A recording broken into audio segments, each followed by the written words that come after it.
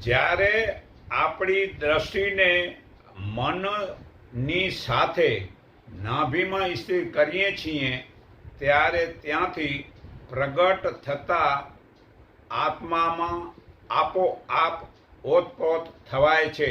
પ્રત્યેક શ્વાસે આત્મા નાભીથી પ્રગટ થઈને બ્રહ્માંડમાં લય પામે છે. તમે પણ તેની સાથે બ્રહ્માંડમાં જઈ સ્થિર થાવ છો. તે વેળા તમારા શરીરના 24 કરોડ છિદ્રોમાંથી એક સાથે આત્માના દિવ્ય ઓજસ તેજ નીકળે છે અને તે ઓજસ જે તેજ ઝીલીને સંસારના લોકોના દુઃખો મટે છે. આ છે તમારી સંસાર પ્રત્યેની સાચી સેવા. તમે વિચાર, વાણી અને વર્તનથી જે સેવા કરો છો તે કરતાં અનંત ગણી સેવા તમે તમારા મૂળ ચેતન સ્વરૂપમાં સ્થિર થઈને કરી શકો છો. માટે સ્થિર થવાની ઉતાવળ કરો.